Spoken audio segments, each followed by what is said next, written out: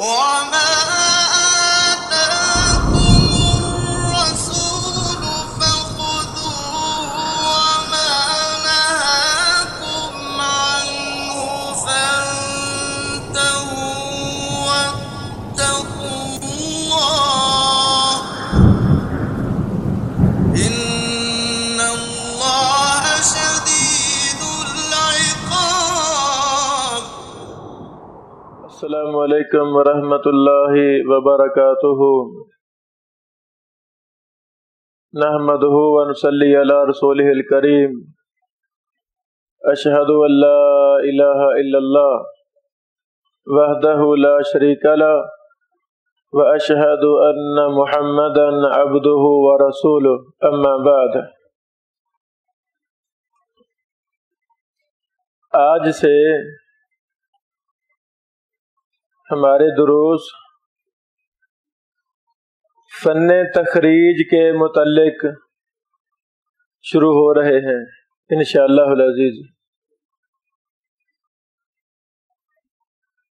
جرح و تعدیل اور تخریج یہ دونوں فن لازم ملزوم ہیں. جو عالم دین جرح و تعدیل کا ماہر ہے لیکن تخریج کا علم نہیں ہے وہ بھی جہالتیں مارے گا، اور جو تخریج کا ماہر ہے جرح و تعدیل کو نہیں جانتا وہ بھی نقصان کرے گا. اس لیے ان دونوں فنون کے اصولوں کا آنا، دراسہ کرنا، لمبی چوڑی پریکٹس کرنا، فن جرح و تعدیل اور تخریج کے ماہر علماء جو 24 گھنٹے اسی فن میں مصروف ہیں، کبھی وہ تخریج کر رہے ہیں، کبھی تحقیق کر رہے ہیں، کبھی راوی کے حالات دیکھ رہے ہیں وغیرہ وغیرہ، ایسے محدثین کے پاس ایک لمبا عرصہ بیٹھنا بڑا ضروری ہے.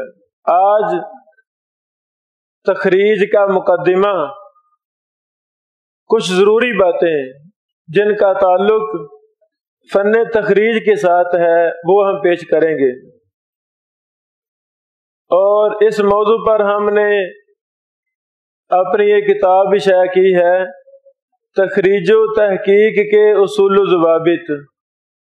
انشاءاللہ العزیز اسی کتاب سے ہی مفید اور اہم بحوث میں آپ کے سامنے رکھوں گا. مقدمہ. دینی تعلیم میں بے شمار فنون پڑھائے جاتے ہیں جن میں سب سے اہم ترین قرآن و حدیث ہے. نحو، صرف، منطق، بلاغہ وہ قرآن و حدیث کے معاون ہیں. جو طالب علم قرآن و حدیث میں صفر ہے، نحو بہت آتی ہے، تو نحو کا کیا فائدہ؟ قرآن و حدیث اصل ہیں اور باقی جتنے بھی فنون ہیں وہ قرآن و حدیث کے معاون ہیں، وہ بھی آنے چاہیے. لیکن قرآن و حدیث پر بڑی زیادہ محنت کی ضرورت ہے. تخریج و تحقیق کا تعلق حدیث رسول صلی اللہ علیہ وسلم سے ہے. ہمیں ہر وقت حدیث بیان کرنے اور پڑھنے کی ضرورت پڑتی ہے. اگر ہم فن تخریج و تحقیق سے آشنا ہوں گے تو کبھی کسی ضعیف یا موضوع روایت کو بیان نہیں کریں گے، کیونکہ غیر ثابت بات کو رسول اللہ صلی اللہ علیہ وسلم کی طرف منسوب کرنا حرام ہے اور کبیرہ گناہ ہے. جس کی وجہ سے جہنم میں داخلہ واجب اور ضروری ہو جاتا ہے۔ اللہ ہمیں محفوظ فرمائے۔ وہ اہل علم جو فن تخریج و تحقیق سے ناآشنا ہے، ان کو پتہ ہی نہیں ہے، ان کو کہا جائے نا یہ حدیث بخاری میں ہے تلاش کر کے دکھا دو، ان کو یہ بھی نہیں پتا کہ بخاری سے حدیث کو تلاش کیسے کرنا ہے۔ ہیں وہ علماء منبر و محراب کے مالک۔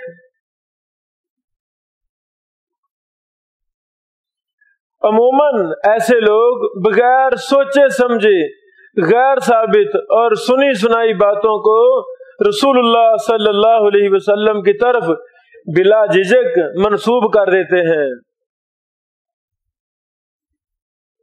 اور پھر انہیں غیر ثابت روایات کی پر بنیاد رہ کر شرعی مسائل بھی اخذ کرنا شروع کر دیتے ہیں۔ اس پر ہم انا للہ و انا الیہ راجعون ہی پڑھ سکتے ہیں کہ اگر علماء خطبا منبر و محراب کے مالکوں نے قرآن و حدیث کی حفاظت، قرآن و حدیث کی اہمیت کو نہیں جاننا، پھر کس نے جاننا ہے؟ اکثر خطبا، اکثر علماء، اکثر اساتذہ مدرسین، اکثر کتابیں لکھنے والے مصنفین، وہ جس طرح فن جرح و تعدیل سے ناواقف ہیں، بالکل اسی طرح وہ تخریج و تحقیق سے بھی ناواقف ہیں۔ نہیں پتا ہوتا، ہاں سال ہا سال سے مسجد میں خطیب ہے، پتہ نہیں ہے کسی چیز کا بھی، سال ہا سال سے مدرس ہے، استاد ہے، لیکن افسوس ان فنون کا پتہ نہیں ہے۔ کیا پڑھا رہے جی؟ میں جی بلوغ المرام پڑھا رہا ہوں، میں جی مشکات پڑھا رہا ہوں۔ تو بلوغ المرام یا مشکات پڑھانے والے کو جرح و تعدیل آنی چاہیے کہ نہیں آنی چاہیے؟ آنی چاہیے۔ کیا اس کو تخریج و تحقیق آنی چاہیے کہ نہیں آنی چاہیے؟ بھائی آنی چاہیے، اس کے بغیر پڑھانا جائز ہی نہیں ہے، درست ہی نہیں ہے۔ کتنی غلطیاں کرے گا۔ طلبہ کوئی مطالعہ کرنے والے ہیں، انہوں نے سوال کرنے ہیں، راویوں کے بارے میں سوال کرنے ہیں، سندوں کے بارے میں سوال کرنے ہیں، متن کے بارے میں سوال کرنا ہے، تخریج کے بارے میں سوال کرنا ہے۔ مجھے تو آتا ہی نہیں مثال کے طور پر، تو میں پھر ان کو کیسے مطمئن کروں گا؟ میں ڈانٹ کر جھڑک کر مطالعہ نہ کیا کرو، خارجی مطالعہ، بس اپنے سب کی یاد کیا کرو۔ اس طرح ہم ابھی نہیں، آپ کا وقت آیا تحقیق کرنے کا، ابھی نحو تو سیکھ لو۔ ان میرے کانوں نے ایسے اساتذہ کے جملے سنے ہیں، اس کو الف سے با نہیں آتی، یہ تحقیق کر رہا ہے، استغفر اللہ۔ اس کو مارتے ہیں کہ تو مکتبہ کیوں گیا تھا، لائبریری کیوں گیا تھا؟ بھائی وہ تحقیق کرنے گیا تھا کس راوی پر، نحو بھی آنی چاہیے، کون کہتا نہیں آنی چاہیے؟ تو یہ بھی اگر شوق ہے بچے کو تو یہ بھی فن آنا چاہیے۔ تو ایسی بات نہیں ہے، اللہ ہمیں سمجھ عطا فرمائے۔ بعض پیشہ ور خطیب اور اہل علم عموماً غیر ثابت روایات کو بغیر کسی خوف و خطر کے نبی کریم صلی اللہ علیہ وسلم کی طرح منسوب کر دیتے ہیں۔ حضرات گرامی، آپ کا کیا خیال ہے؟ روز قیامت محمد رسول اللہ صلی اللہ علیہ وسلم سوال کر لیں، اے علماء خطبہ، یہ حدیثیں میں نے نہیں بیان کی تھی، تم نے میری طرف ان کو کیوں منسوب کیا؟ تو ہم کیا جواب دیں گے؟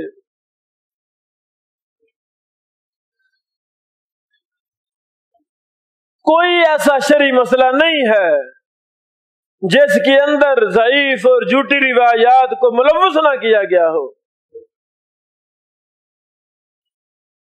وضو سے شروع کر لیں، وضو کے اندر کتنی ضعیف اور جھوٹی روایات موجود ہیں، نماز میں کتنے تعداد میں ضعیف اور جھوٹی روایات موجود ہیں، زکوٰۃ لے لیں بہت زیادہ روایات موجود ہیں جھوٹی، حج لے لیں، کوئی مسئلہ بھی لے لیں، اس کے اندر صحیح احادیث تھوڑی ہیں، ضعیف اور جھوٹی روایات زیادہ ہیں۔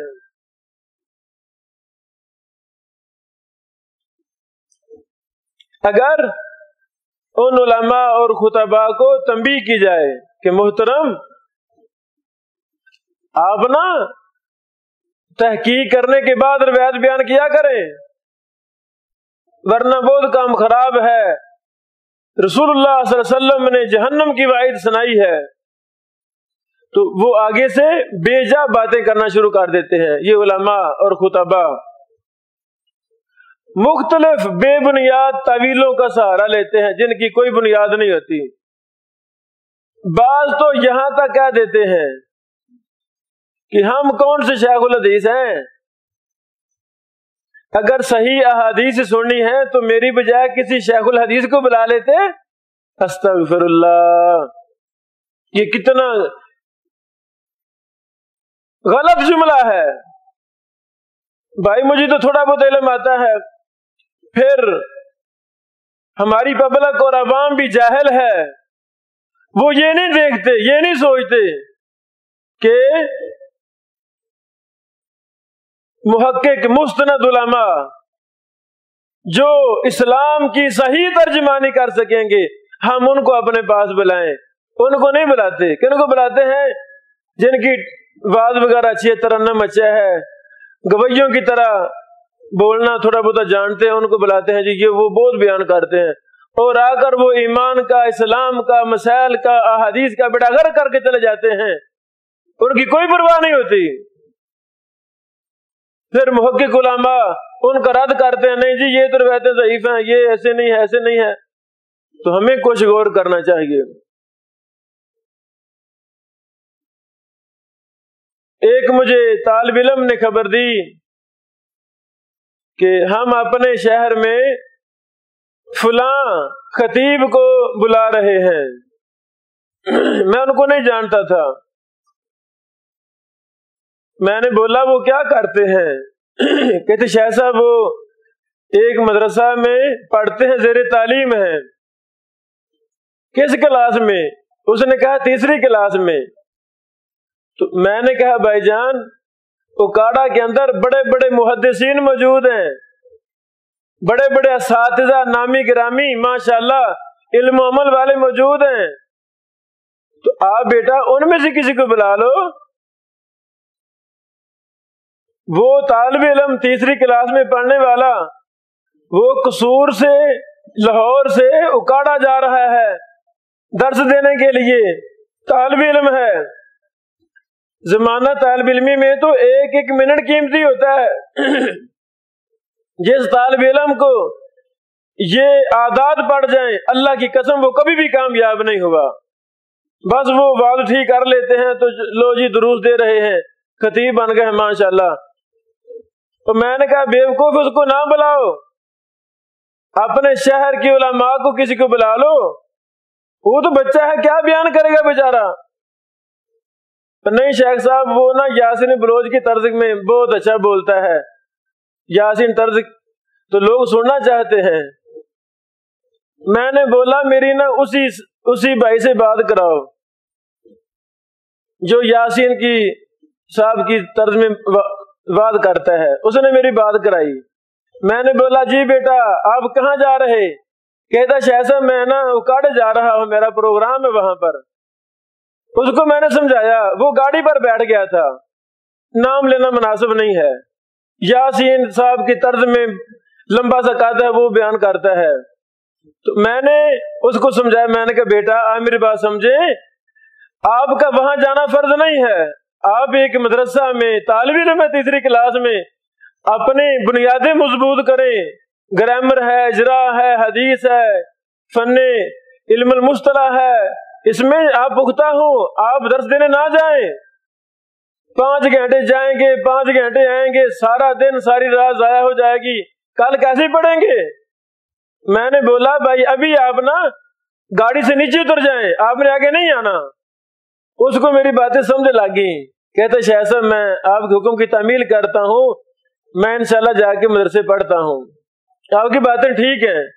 تو یہ لمحہ فکریہ ہے، ہمیں کیا ہو گیا ہے؟ جب ہم کہتے ہیں نا کہ محترم ہمیں صحیح حدیثیں بیان کریں تو آگے سے کہتا جی آپ پھر شیخ الحدیث کو بلا لیتے، بات بھی ٹھیک ہے۔ تو ہمیں یہ سوچنا چاہیے، جبکہ بعض اہل علم یہ بھی کہہ دیتے ہیں ہمارے پاس کون سی کتب ہیں کہ جن سے ہم تیاری کرتے۔ استغفر اللہ۔ محترم یہ ساری باتیں کیوں کہتے ہیں؟ کیونکہ ان کو فن جرح و تعدیل کا علم آتا ہی نہیں، فن تخریج سے ان کو کوئی تعلق ہی نہیں ہوتا۔ اگر تعلق ہوتا، اگر واسطہ ہوتا، آپ کا کیا خیال ہے وہ کتابیں اکٹھی کرتے کہ نہ کرتے؟ کتابیں اکٹھی کرتے، علماء سے رابطہ کرتے، کبھی بھی اس طرح کی بونگی اور بے بنیاد باتیں، اور وہ بھی رسول اللہ صلی اللہ علیہ وسلم کی حدیث پر نہ کرتے۔ بھائی ایک آپ کو حدیث کا علم ہے جو صحیح ہے، اس کا معنی کا پتہ ہے، صحیح مفہوم کا پتہ ہے، بس وہ اس کو بیان کر دو، بات ختم ہوئی۔ سنی سنائی باتیں، کیسٹوں سے تقریر، خطباء کا، خطیبوں کے خطبات بہت شائع ہو رہے ہیں جو ایک فتنہ ہے۔ بے شمار ضعیف اور جھوٹی روایات ان میں موجود ہیں۔ طلبہ کی الماری کھول لیں، الماریاں کھول لیں، بخاری نہیں ملے گی، ابو داؤد نہیں ملے گی، ہاں خطبات الہ آبادی، خطبات مجاہد ضرور ملیں گے۔ نہیں جی شعر شور مل جاتے ہیں، واقعات مل جاتے ہیں ہمیں۔ نہیں بھائی، ہم اس پر کچھ غور کرنا چاہیے۔ خطیب ہو یا مدرس یا کوئی عامی انسان ہو، اسے یہ بات یاد رکھنی چاہیے کہ بغیر تحقیق کے کوئی بھی بات آگے بیان نہ کرے۔ اپنی کوشش اور طاقت کے مطابق پہلے اس حدیث کی تحقیق کرے۔ اگر خود تحقیق نہیں کر سکتا، کتابیں نہیں ہیں، 100 مسائل ہیں، دور بیٹھا ہے شہروں سے، تو اسے چاہیے کہ وہ اہل علم کے ساتھ رابطہ کرے جو اس فن میں ماہر ہیں، ماہر اساتذہ ہیں، ماہر محقق محدث علماء ہیں، ان سے رابطہ کرے اور پوچھ لے کہ استاد محترم میں فلاں حدیث بیان کرنا چاہتا ہوں، کیا وہ حدیث صحیح ہے یا ضعیف، اس کا درجہ کیا ہے؟ اسے خود بھی فائدہ ہوگا، تحقیق کا ذوق بن جائے گا، ایسے نا جی، تحقیق کا ذوق بنے گا، خود بھی فائدہ ہوگا اور سامعین کو بھی فائدہ ہوگا کہ جی ماشاءاللہ ہمارے خطیب صاحب نے صحیح احادیث بیان کی ہیں، ضعیف اور جھوٹی روایات بیان نہیں کرتے۔ اور سب سے بڑا فائدہ یہ ہوگا کہ وہ کبھی بھی غیر ثابت بات کو رسول اللہ صلی اللہ علیہ وسلم کی طرف منسوب نہیں کرے گا انشاءاللہ۔ کتنے مدارس کے اساتذہ، کتنے خطباء، کتنے علماء، کتنے مصنفین، ان کو ہم نے یہ توجہ دلائی ہے کہ محترم تحقیق کے بعد روایت بیان کیا کرو، ان کے پاس وقت نہیں ہوتا۔ گجرانوالہ کے کئی علماء ہیں، خطباء بڑے مشہور ہیں ماشاءاللہ، محقق ہیں، ان کے پاس ٹائم نہیں ہوتا تحقیق کرنے کے لیے، وہ وہاں سے چلتے ہیں لاہور، ان کا پروگرام ہے تو وہ موجنا چیز سے رابطہ کرتے ہیں، شاہ صاحب وہاں ہمارا درس ہے، فلاں روایت کی تحقیق مجھے کر کے ذرا جلدی بھیج دیں۔ واٹس ایپ عام چل رہا ہے، ایس ایم ایس چلتے ہیں، فون ہو جاتا ہے، تو حسب توفیق ہم تحقیق کر کے ان کو بھیج دیتے ہیں، یہ جی روایت ضعیف ہے، اس میں فلاں فلاں وجوہات ہیں، یا یہ روایت صحیح ہے، اس کی فلاں وجہ ہے۔ تو کتنا فائدہ ہو گیا، ہمیں بھی اس طرح کرنا چاہیے۔ جو لوگ مطالعہ کے عادی نہیں ہیں، سنی سنائی باتیں ہی بیان کرتے ہیں، ان کے پاس قرآن و حدیث کا بنیادی علم بھی نہیں ہوتا، تو ان سے ہمیں اچھے اور نرمی والے لہجے سے بات کرنی چاہیے، غصے میں نہیں، لوگوں میں ہی نہیں کھڑے ہو کر ان کی مذمت کرنی شروع کر دیں، نہیں جی اس نے روایتیں صحیح بیان کی ہیں، جھوٹی روایت نہیں، بلکہ احسن انداز میں تنہائی میں بیٹھ کر ہم ان کو یہ سمجھائیں۔ شام کوٹ مرکزی مسجد میں کانفرنس تھی، مجھے بھی اس میں بلایا گیا درس حدیث کے لیے۔ ہم بیٹھے کے اندر، میں بیٹھا ہوا تھا، وہاں پر اور بھی خطباء جن کے دروس تھے وہ بھی آ گئے۔ ایک مشہور و معروف خطیب وہ بولنا شروع ہو گئے، یہ جی احادیث کے تحقیق کا بھی نیا کام شروع ہو گیا ہے، یہ بھی روایت ضعیف ہے تو یہ بھی ضعیف ہے، یہ بھی جھوٹی ہے، یہ بھی ضعیف ہے، یہ کون سا کام ہے؟ وہ کہنے لگے کہ اس طرح کے محققوں کو تحقیق اپنی جیب میں رکھنی چاہیے۔ ہمارے بڑے علماء محمد حسین شیخ پوری صاحب رحمہ اللہ، حبیب الرحمن گیزانی صاحب رحمہ اللہ، وہ روایات بیان کرتے رہے، ہم بھی بیان کرتے ہیں، تو یہ محقق علماء کہتے ہیں یہ روایتیں ضعیف ہیں۔ ان کو شاید میرا زیادہ تعارف نہیں تھا کہ یہ بندہ بھی کوئی تحقیق والا بیٹھا ہوا ہے، کچھ جانتا تھوڑا بہت۔ جب اس نے باتیں اپنی مکمل کی، میں نے ان کو سمجھایا، تو جب میں نے سمجھایا کہ محترم یہ ہماری مما کا مسئلہ نہیں ہے، ابو کا مسئلہ نہیں ہے، یہ مسئلہ محمد رسول اللہ صلی اللہ علیہ وسلم کے پیارے دین کا مسئلہ ہے۔ آپ نے کتنی گمراہی والی باتیں کی ہیں کہ تحقیق کو جیب میں رکھنا چاہیے۔ میں نے بولا اللہ کے بندو، محمد حسین شیخ پوری صاحب رحمہ اللہ، حبیب الرحمن گیزانی صاحب رحمہ اللہ ہمارے محسن ہیں، انہوں نے بڑا کام کیا ہے۔ اللہ ان ہمارے بزرگوں کو جنت الفردوس عطا فرمائے، ہماری دعائیں ہیں۔ ان کی محنت کی وجہ سے شہروں کے شہر، بستیوں کی بستیاں، پورا بر صغیر قرآن و حدیث سے گونج رہا ہے، چمک رہا ہے، ہمیں خوشی ہے۔ لیکن کیا ان کو اجازت ہے وہ جھوٹی اور ضعیف روایتیں بیان کرتے رہیں؟ میں نے کہا بھائی، ان بزرگوں کے پیدا ہونے سے کئی سو سال پہلے فن جرح و تعدیل یہ مدون ہو چکا ہے۔ کون سی روایات ضعیف ہیں، کون سی صحیح ہیں، یہ علم ان سے پہلے بھی موجود تھا۔ تو بہرحال ان کو میں نے باتیں سمجھائیں، بھائی آپ کیوں الٹی سیدھی باتیں کر رہے ہیں، بھی آپ کو یہ فن آتا نہیں ہے جرح و تعدیل کا؟ میں نے بولا کہ کتنی آپ خود ضعیف روایتیں بیان کرتے ہیں۔ پھر دوسرے ساتھی نے ان کو متوجہ کیا کہ آپ نے فلاں جگہ تقریر کی تھی، اس میں آپ نے 4 جھوٹی روایتیں بیان کی تھی، آپ کو پتا ہے؟ پھر اس کے رونگٹے کھڑے ہو گئے، یہ کیا کام چال نکلا؟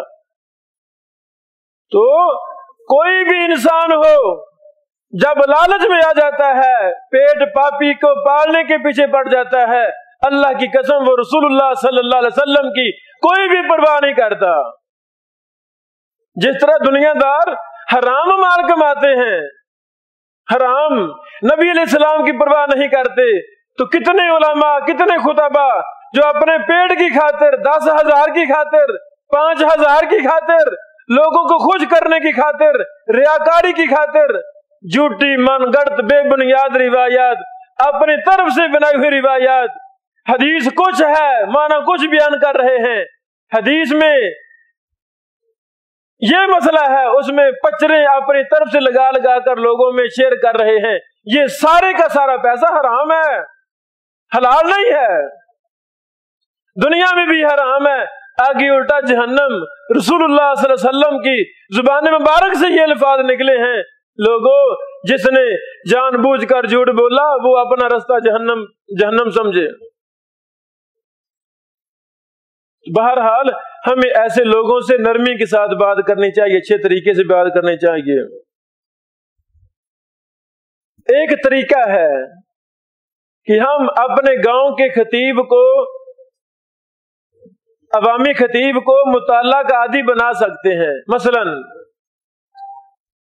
خطیب صاحب نے جو بھی روایات بیان کی ہیں، ہم بڑے احترام کے ساتھ ان سے پوچھے محترم فلاں روایت بیان کی، یہ کہاں آتی ہے؟ اور اکثر حوالہ بھی نہیں دیتے، ویسے بیان کرتے ہیں، نبی علیہ السلام نے فرمایا، نبی علیہ السلام نے فرمایا۔ محترم یہ حدیث کہاں آتی ہے؟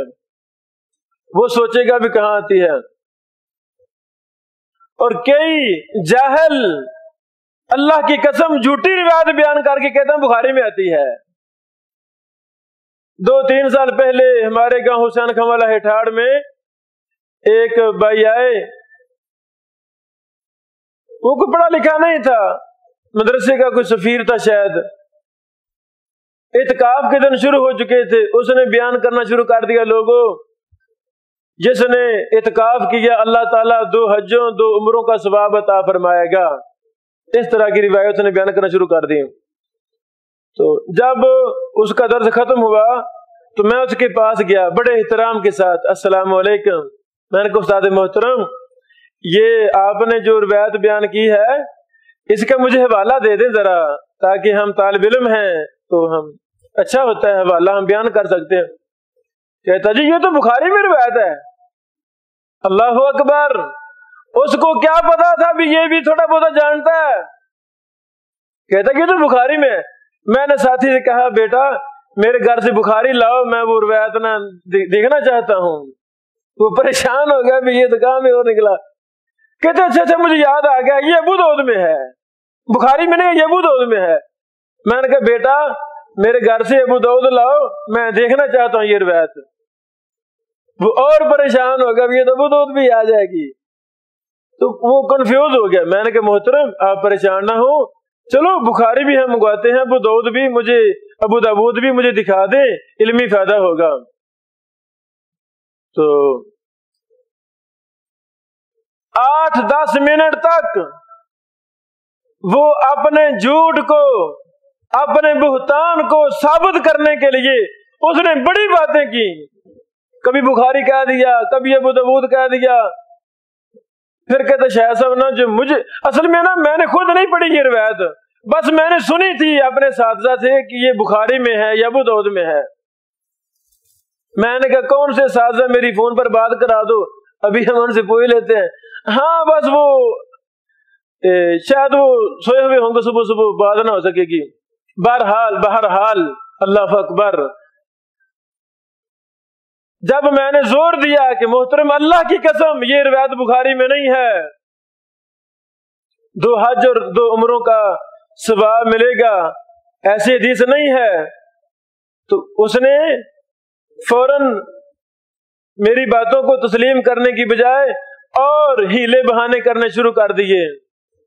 جب ساتھیوں نے اشارہ کیا بھی یہ شیخ صاحب ہیں، ہمارے عالم دین ہیں، ان کا یہی منہج ہے، یہ جانتے ہیں سارا کچھ، پھر فوراً اس نے کہا شیخ صاحب مجھے معافی دے دیں، میں یہ سنی سنائی بات کسی استاد سے میں نے نہیں پوچھا، نہ کسی استاد سے سنا ہے، پتہ نہیں کہاں سے میں نے اڑتی یہ روایت سنی ہے، تو مجھے کیا پتا تھا آپ عالم ہیں، مجھ سے غلطی ہو گئی ہے، میں اللہ سے معافی مانگتا ہوں، آپ سے معافی مانگتا ہوں، یہ روایت بخاری وغیرہ میں نہیں ہے. اللہ اکبر. حضرات گرامی، تو ہمیں جب ہم احترام کے ساتھ اس طرح کی بات کریں گے تو وہ ضرور اثر رکھے گی. اس کو میں نے بولا یہ تقریباً صبح 300-400 بندے تھے، ان 300-400 بندوں کے اندر تو نے ایک جھوٹی من گڑت روایت کو رسول اللہ صلی اللہ علیہ وسلم کی طرف منسوب کر دیا ہے. ظالم تو چلا جائے گا، لیکن یہی 300-400 بندہ ساری زندگی اپنی اولادوں کو، رشتہ داروں کو، اپنی نسلوں کو یہ جھوٹی روایت سناتے رہیں گے، کتنا نقصان ہو جائے گا. اس نے پھر بہرحال معافی مانگی. یہ حدیث 2 حجوں والی اور 2 عمرے والی یہ شعب الایمان للبیہقی کی روایت ہے، جلد نمبر 5 صفحہ نمبر 436، حدیث نمبر 3680. المعجم الکبیر طبرانی میں جلد نمبر 3 صفحہ نمبر 138، حدیث نمبر 2888 میں یہ روایت موجود ہے. یہ روایت من گڑت ہے، موضوع ہے. وجہ انبسا بن عبد الرحمن الاموی ایک راوی ہے، یہ متروک، منکر-الحدیث اور وضاع تھا، احادیث خود کرتا ہے. امام بخاری رحمہ اللہ نے کہا ترکوہ، کہ محدثین نے اس گندے راوی کو، کذاب وضاع راوی کو چھوڑ دیا تھا. ترکوہ، یہ التاریخ الکبیر جلد نمبر 7 صفحہ نمبر 39 ہے. امام ابو حاتم رازی رحمہ اللہ نے کہا ہوا متروک الحدیث، یہ متروک الحدیث ہے. کان یاد الحدیث، یہ حدیث گڑتا تھا. الجرح والتعدیل جلد نمبر 6 صفحہ نمبر 403، ترجمہ نمبر 2247. امام ابن حبان نے کہا رحمہ اللہ، صاحب اشیاء موضوع وما لا اصل له مقلوبا لا يحل الاحتجاج بھی، یہ موضوع مقلوب اور بے اصل حدیثوں والا ہے، اس سے احتجاج کرنا جائز نہیں ہے۔ المجروحین ابن حبان جلد نمبر 2 صفحہ نمبر 107 ترجمہ نمبر 808۔ امام ابن عدی الجرجانی رحمہ اللہ انہوں نے کہا منکر-الحدیث، یہ راوی منکر-الحدیث ہے۔ الکامل فی ضعفاء رجال ابن عدی جلد نمبر 6 صفحہ نمبر 463 ترجمہ نمبر 1406۔ امام ذہبی نے فرمایا متہم متروک دیوان الضعفاء صفحہ نمبر 308 ترجمہ نمبر 3245۔ امام ابن حجر اسقلانی رحمہ اللہ نے فرمایا متروک انبسا راوی، یہ متروک ہے۔ تقریب التہذیب صفحہ نمبر 433 ترجمہ نمبر 5206 وغیرہ وغیرہ۔ دوسرا راوی ہے محمد بن زازان المدنی، یہ بھی متروک اور منکر الحدیث راوی ہے۔ امام بخاری نے کہا منکر الحدیث، ابو زرع رازی نے کہا منکر الحدیث، ابو حاتم نے کہا متروک الحدیث، ابن حجر نے فرمایا متروک وغیرہ وغیرہ۔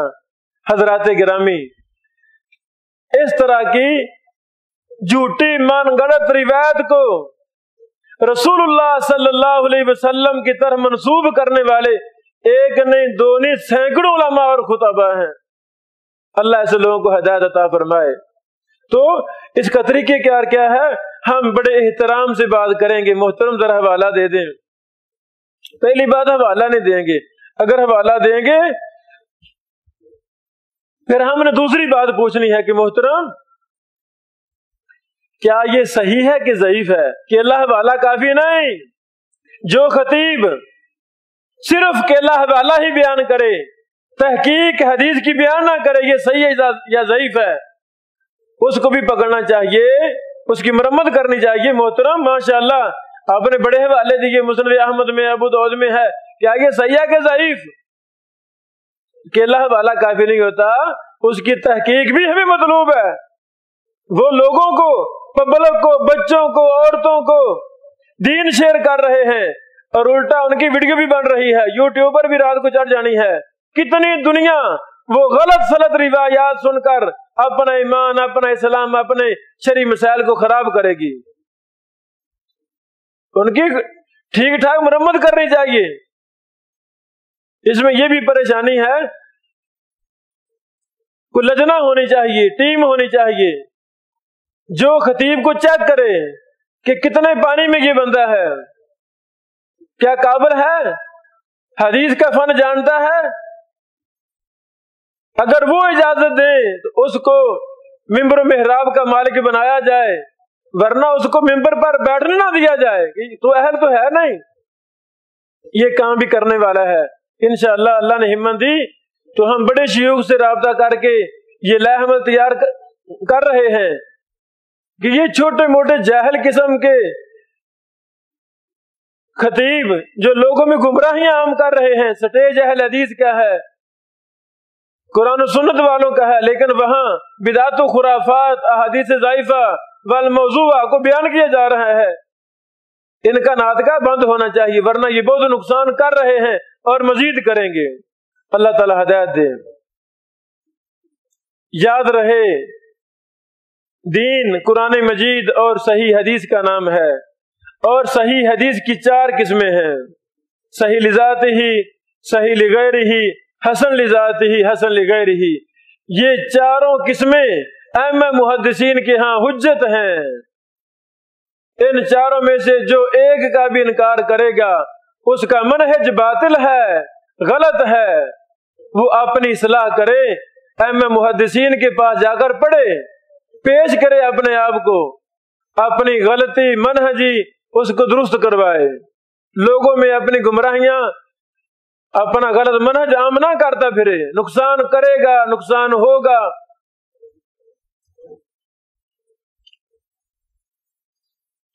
عربی زبان کے اندر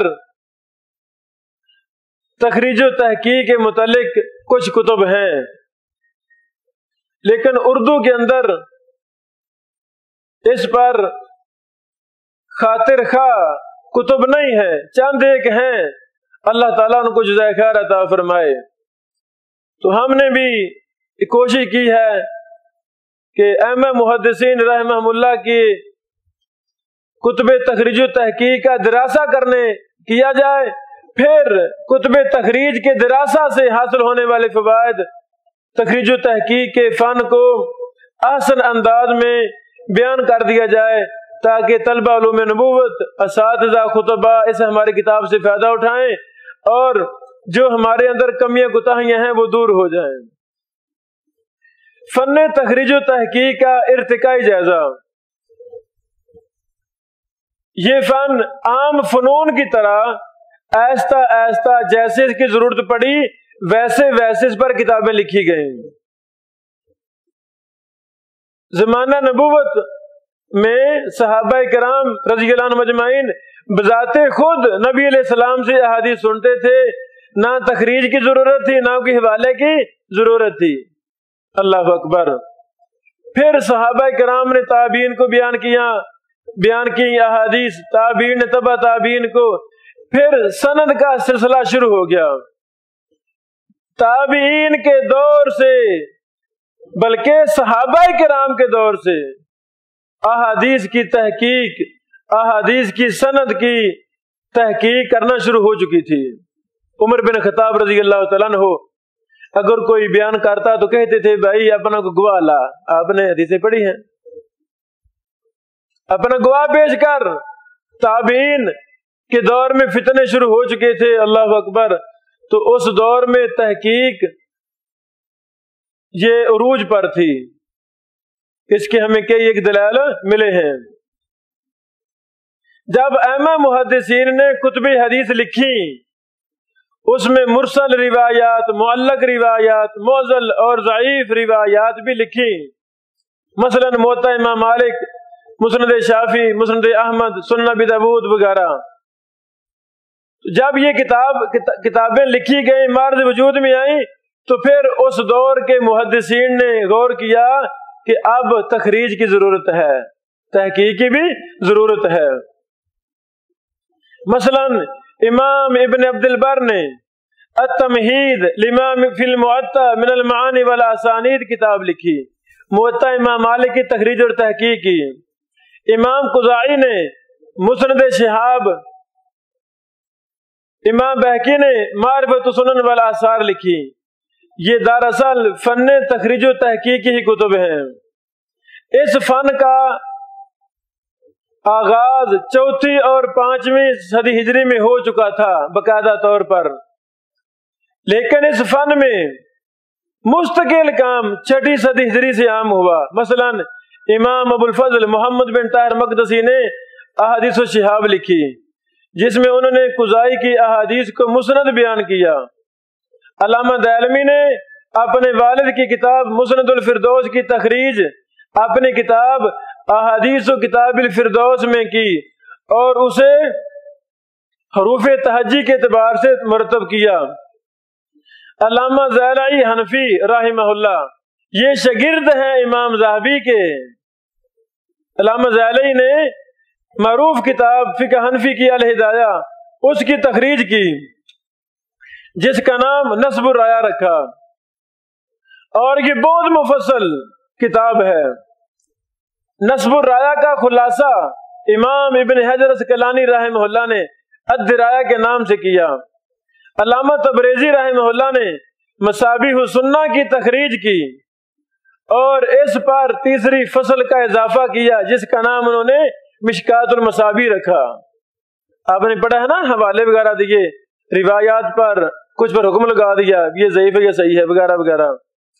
پھر 9ویں صدی ہجری میں امام ابن الملقن رحمہ اللہ، اللہ اکبر، امام ابن الملقن امام ابن حجر اسقلانی کے استاد محترم ہیں۔ ابن حجر رحمہ اللہ کو بڑے بڑے محدثین کی شاگردی اختیار کرنے کا اللہ نے موقع عطا فرمایا تھا۔ جب اساتذہ بڑے ہوں تو طلبہ بھی انشاءاللہ پیچھے نہیں رہیں گے.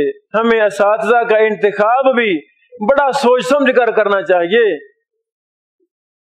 کتنے طلبہ ہیں 8-10 سال تک پڑھتے رہتے ہیں، ان کے پاس کوئی منہج کوئی ٹارگٹ نہیں ہوتا.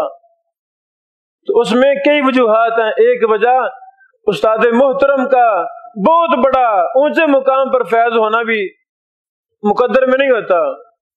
استاد منہج سے خالی ہوتا ہے، اس کا کوئی ٹارگٹ نہیں ہوتا میں یہ کام کروں ایسے افراد تیار کروں. بس وہ گزارے لائق ہوتے ہیں، وقت پاس کرنا ہوتا ہے، نہ ہی اپنے فن میں رسوخ ان کو ہوتا ہے. بس چل چلاؤ والا سسٹم. جب ایسے اساتذہ ہوں گے تو طلبہ بھی پھر ایسے ہی بنیں گے، چل چلاؤ والے ہی بنیں گے. جب طلبہ کو محدثین ملیں گے جو ریسرچ کر رہے ہیں، کتابیں لکھ رہے ہیں، تخریج کر رہے ہیں، شروحات حدیث پر کام کر رہے ہیں، جب طلبہ ایسا ماحول دیکھیں گے تو اللہ کی قسم طلبہ بھی اسی طرح کے محدثین بنیں گے. ابن حجر رحمہ اللہ نے اپنے اساتذہ کو کام کرتے دیکھا ہے. امام ابن رجب الحنبلی رحمہ اللہ بھی استاد محترم ہیں امام ابن حجر کے. امام عراقی رحمہ اللہ جیسے امام محدثین کے استاد محترم، ان سے بھی انہوں نے 10 سال ان کے ساتھ رہے، ان سے بہت فائدہ اٹھایا وغیرہ وغیرہ. ابن الملقن رحمہ اللہ کی بڑی خدمات ہیں. اللہ اکبر. صحیح بخاری کی شرح بھی لکھی توضیح کے نام سے جو چھپ چکی ہے، بڑی قیمتی شرح ہے، وہ بھی ابن حجر صاحب کے سامنے تھی. فتح الباری میں اسے بھی بہت فائدہ اٹھایا لکھتے وقت. بہرحال امام ابن الملقن رحمہ اللہ نے الشرح الکبیر للرافعی کی تخریج بنام البدر المنیر کی، اور البدر المنیر لابن الملقن کی تلخیص ابن حجر اسقلانی رحمہ اللہ نے التلخیص الحبیر کے نام سے کی. علامہ عراقی رحمہ اللہ نے احیاء علوم الدین کی تخریج بنام المغنی عن حمل الاسفار فی الاسفار لکھی. 10ویں صدی ہجری میں علامہ سخاوی نے غنیت الطالبین کی تخریج بنام البغیہ بتخریج احادیث الغنیہ کے نام سے کی. غنیت الطالبین کی تخریج علامہ سخاوی نے بھی کی ہے. علامہ سیوطی رحمہ اللہ نے الشفا کی تخریج بنام مناہل الصفا کی. 11ویں صدی ہجری میں ملا علی قاری حنفی رحمہ اللہ نے شرح عقائد نصفیہ کی تخریج کی، اور علامہ مناوی نے تفسیر بیضاوی کی احادیث کی تخریج بنام تحفۃ الراوی فی تخریج احادیث البیضاوی لکھی. اللہ اکبر. پھر 14ویں صدی ہجری میں اللہ تعالی نے اشکورد کے اندر ایک شہر ہے البانیہ، وہاں پر محمد ناصر الدین البانی کو پیدا فرمایا. حالات اس ملک کے ناساز تھے، جنگ و جدل شروع ہو گیا. ناصر الدین البانی رحمہ اللہ کے والد محترم جلدی اپنی فیملی کو دمشق کے اندر لے آئے. شیخ البانی رحمہ اللہ خود لکھتے ہیں اللہ تعالیٰ کا یہ مجھ پر بہت بڑا احسان ہوا کہ اللہ تعالیٰ نے مجھے اشکورد کے البانیہ شہر سے نکال کر دمشق جیسے ملک میں اللہ نے مجھے جگہ عطا فرمائی. بچپن میں یہاں آ گیا، یہاں عربی بولنے سیکھنے کا اللہ تعالیٰ نے وافر موقع عطا فرما دیا. اللہ اکبر. جب اللہ تعالیٰ اپنے کسی بندے سے راضی ہو جائے پھر حالات اللہ تعالیٰ خود بخود ہی مہیا فرما دیتے ہیں. اللہ تعالیٰ نے کام لینا تھا پوری دنیا کا وہ عظیم مکتبہ جہاں پر کتب حدیث، کتب رجال، کتب اصول، اللہ اکبر، دینی کتب کا سب سے بڑا مکتبہ جس میں مخطوطات ہزاروں ہیں، لاکھوں کی تعداد میں کتابیں ہیں، المکتبہ الظاہریہ دمشق، اللہ تعالیٰ نے شیخ البانی رحمہ اللہ کے مقدر میں کرنا تھا، وہاں جانا نصیب کرنا تھا، وہاں بیٹھ کر کتب حدیث پر کام کرنا تھا، تو اللہ تعالیٰ نے بچپن کے اندر ہی اپنے اس بندے کو دمشق میں جگہ عطا فرمائی، اور انہوں نے 14ویں صدی ہجری میں ساری زندگی 85-86 سال کی عمر میں شیخ البانی فوت ہوئے تھے۔ اللہ اکبر، اللہ اکبر۔ تقریباً 18-19 سال 20 سال کے لگ بھگ ان کی عمر تھی جب سے لکھنا شروع کر دیا تھا۔ اگر آپ سے سوال کیا جائے تاریخ اسلام میں کسی ایک بندے کا نام بتائیں جس نے ساری زندگی تخریج اور تحقیق کا ہی کام کیا، دوسرا کوئی کام نہیں کیا، وہ 14ویں صدی کے محدث اور مجدد، اپنے زمانے کے بہت بڑے امام، میری مراد شیخ محمد ناصر الدین البانی رحمہ اللہ ہے، ابن حجر رحمہ اللہ، انہوں نے بھی یہی کام کیے، لیکن انہوں نے شروحات پر بھی کام کیے، شروحات حدیث پر، تخریج پر بھی کام کیے، تحقیق پر بھی، رجال پر بھی، اصول پر بھی، اپنے معاصر علماء پر بھی، تاریخ پر بھی، وغیرہ وغیرہ۔ تو شیخ البانی رحمہ اللہ نے ساری زندگی احادیث کی تخریج اور تحقیق پر ہی کام کیے۔ 120 کتب میں شیخ البانی نے تخریج و تحقیق کے فن کو زندہ کیا۔ لوگ تخریج کرنا چھوڑ گئے تھے، ان کو شعور ہی نہیں تھا تخریج کیا ہے، تحقیق کیا ہے۔ وجہ میاں نذیر حسین محدث دہلوی بنے، انہوں نے طلباء کے اندر جرح و تعدیل کے فن کو عام کیا، تخریج کے فن کو عام کیا۔ ان کے طلباء میں سے شمس الحق عظیم آبادی، عبد الرحمن مبارک پوری، ثناء اللہ عمر تسری، ابو القاسم صاحب بنارسی، ان کے والد محترم محمد بنارسی، ابو المکارم محمد علی معی، عبد العزیز رحیم آبادی، اللہ اکبر، یہ بڑے بڑے جہابذہ رحمہم اللہ اجمعین، جن کی کتابیں پڑھنے سے پتہ چلتا ہے یہ معمولی لوگ نہیں تھے، بلکہ جرح و تعدیل، فن تخریج و تحقیق کے بہت بڑے امام اور محدث تھے۔ تو ان برگزیدہ ہستیوں نے کہاں سے فن لیا؟ ان کے اساتذہ کے حالات عام ہمیں مل جاتے ہیں، صرف اور صرف ایک ہی بندہ نظر آتا ہے بر صغیر پاک و ہند میں جس نے جرح و تعدیل کے فن کو عام کیا، ان کا نام ہے میاں نذیر حسین محدث دہلوی رحمہ اللہ۔ میاں نذیر صاحب کے شاگردوں کی کتابیں شیخ البانی رحمہ اللہ کے ہاتھ لگی، مولوی یمانی کے ہاتھ لگی، احمد شاکر مصری کے ہاتھ لگی رحمہ اللہ۔ انہوں نے یہ فن جرح و تعدیل، فن تخریج میاں نذیر حسین محدث دہلوی کے شاگردوں سے لیا، اسی سے شوق پیدا ہوا، فن تو پرانا ہے نا۔ پھر شیخ البانی رحمہ اللہ بھی کھڑے ہو گئے اور ساری زندگی فن تخریج و تحقیق پر ہی کام کیا۔ سلسلۃ الاحادیث صحیحہ، سلسلۃ الاحادیث ضعیفہ، ارواء الغلیل، سنن ابی داود، الام، سنن اربع کی مختصر تخریج، اور 20 نہیں 120 کتب حدیث پر کام، کچھ مستقل بنیادوں پر کام، صفت الصلاۃ وغیرہ وغیرہ، جنازے پر کتاب، السمر المستطاب ایک کتاب، وغیرہ وغیرہ، تمام کی تمام کتابوں کا تعلق تخریج و تحقیق کے ساتھ ہے۔ یہی کام نہیں کیا، کتابیں نہیں لکھی، بلکہ افراد بھی پیدا کیے۔ جو بھی ان کے پاس آ گیا، شیخ البانی رحمہ اللہ نے اس کو اپنا سارا منہج دیا، سال ہر سال اپنے پاس بٹھایا، کام کر رہے تھے، مسلسل کام کرتے جا رہے تھے. جو طلبہ ان کے پاس آتے تھے ان کو وہی منہج دیتے تھے، بیٹا یہ منہج ہے تخریج کا، یہ ہے جرح و تعدیل کا، یہ علوم حدیث کا، آؤ اس میدان میں ہم آگے نکلیں.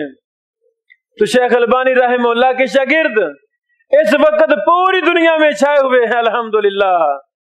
جس طرح شیخ رحمہ اللہ ان کا نام تھا دنیا میں، اب شیخ رحمہ اللہ کے شاگردوں کو اللہ تعالیٰ نے پوری دنیا میں وہ عزت عطا فرمائی ہے جو شیخ البانی رحمہ اللہ کو عزت تھی. مثلا مصر کے اندر شیخ رحمہ اللہ کے کئی شاگرد ہیں، ایک نہیں دو نہیں کئی شاگرد ہیں جن کو میں جانتا ہوں. امام محدث ابو اسحاق الحوینی حافظہ اللہ، یہ اس وقت کے بہت بڑے محدث ہیں مصر کے. کئی کتب حدیث پر کام، جرح و تعدیل پر کام، 4 جلدوں میں نسل النبال بموجم الرجال کے نام سے فن جرح و تعدیل پر، فن رجال پر کتاب وہ ہمارے پاس ہے، آپ دیکھ سکتے ہیں، بڑی قیمتی کتاب ہے. اردن میں مصر کے اندر ہی ایک بہت بڑے محدث ہیں ابن ابی العینین، یہ بھی شیخ البانی رحمہ اللہ کے شاگرد ہیں اور ان کی لمبی چوڑی خدمات ہیں. اردن کے اندر محدث ابو عبیدہ مشہور حسن الاردنی حافظہ اللہ، ماشاء اللہ بہت لمبی چوڑی اس اکیلے محدث کی خدمات ہیں جن کے لیے گھنٹوں وقت درکار ہے. اتنی زیادہ کتب پر کام کیا، اتنی زیادہ کتب لکھ رہے. اور ہماری محبوب شخصیت محدث علی حسن الحلبی الاردنی حافظہ اللہ، یہ بھی اللہ کا شعر ہے. شیخ البانی رحمہ اللہ کے ساتھ کم و بیش 20 سال سے زیادہ عرصہ ابو عبیدہ مشہور حسن اور علی حسن الحلبی حافظہم اللہ، یہ دونوں اردن میں شیخ البانی کے ساتھ ٹھہرے، ان سے خوب مرحد لیا. محدث نبیل بن منصور البصارہ حافظہ اللہ، یہ بہت بڑے محدث، فتح الباری پر ایک لمبی چوڑی تخریج کی جو کئی جلدوں پر شائع ہو چکی ہے. محدث اسام موسیٰ ہادی، یہ بھی اردن کے ہیں اور بہت بڑے محدث ہیں ماشاءاللہ. تخریج و تحقیق کے فن میں جرح و تعدیل رجال کے فن میں ان کی بڑی خدمات ہیں. اس طرح پاکستان کو لے لیں، استاد العلماء حافظ ثناء اللہ المدنی حافظہ اللہ، جامع رحمانیہ کی شیخ الحدیث، جائزۃ الحافظ کے مصنف اور کئی کتب کے مصنف اور محدث حافظ ثناء اللہ مدنی حافظہ اللہ بھی شیخ البانی کے شاگرد ہیں. علامہ احسان اللہ ظہیر رحمہ اللہ بھی شیخ البانی رحمہ اللہ کا شاگرد ہیں. عرب و عجم کے اندر شیخ البانی رحمہ اللہ کے شاگردوں کی تعداد سینکڑوں ہے. مدینہ یونیورسٹی میں شیخ کو پڑھانے کا موقع ملا، تقریباً 2-3 سال وہاں پڑھاتے رہے. وہاں کتنے شاگردوں کو اسی منہج پر لگا دیا. جو کچھ بھی ہمیں کام پوری دنیا میں تخریج و تحقیق پر نظر آ رہے ہیں، یہ سارا صدقہ جاریہ شیخ البانی ہے رحمہ اللہ. یہ وہ پہلے انسان ہیں یعنی 14ویں صدی میں جنہوں نے فن رجال، فن سند، فن تخریج و تحقیق پر کام شروع کیا. اور اللہ تعالیٰ نے اپنے اس بندے سے بہت کام لیا. اللہ ان کو جنت الفردوس میں اعلیٰ مقام عطا فرمائے. یہ میری چند گزارشات تھیں فن تخریج و تحقیق کے حوالے سے. یہ بطور مقدمہ، بطور اہمیت. انشاءاللہ کل سے ہم تخریج کے اصول پر بات کریں گے. 2-3 لیکچر ہمارے تخریج کے اصولوں پر ہوں گے، پھر کچھ ہمارے لیکچر ترک و تخریج، تخریج کرنے کے طریقے کون سے ہیں اس پر ہوں گے، پھر کچھ ہمارے لیکچر تحقیق کرنے کے اصول، دراست الاسانید و تحقیق پر ہوں گے، پھر آخر میں 2-3 ہمارے لیکچر سند اور متن پر بحث ہم کریں گے عملی پریکٹس کے طور پر. سنن ترمذی ہم اپنے سامنے رکھیں گے، کس طرح محدثین ایک راوی پر بحث کرتے ہیں، دراست الاسانید، توابع کیسے تلاش کرتے ہیں، شواہد کیسے تلاش کرتے ہیں، ان پر ہم بحث کریں گے. اللہ سے دعا ہے اللہ تعالی ہمیں اس فن کو سیکھنے کی توفیق عطا فرمائے اور اسی فن پر ہم زندہ رہیں، اس کی خدمت کریں۔ اللہ ہم سے فن حدیث میں، فن جرح و تعدیل میں، تخریج و تحقیق میں، شرح حدیث میں، یہ ہم کمزوروں سے اپنے دین کی خدمت کا موقع ہمیں دے دے، ہم اسی پر زندگی گزاریں، اسی پر ہم مریں، تاکہ قیامت والے دن رسول اللہ صلی اللہ علیہ وسلم کے خدام حدیث میں ہمارا بھی شمار ہو، اور ائمہ محدثین کی صف میں اللہ ہمیں بھی جگہ عطا فرمائے۔ وآخر دعوانا ان الحمد للہ رب العالمین۔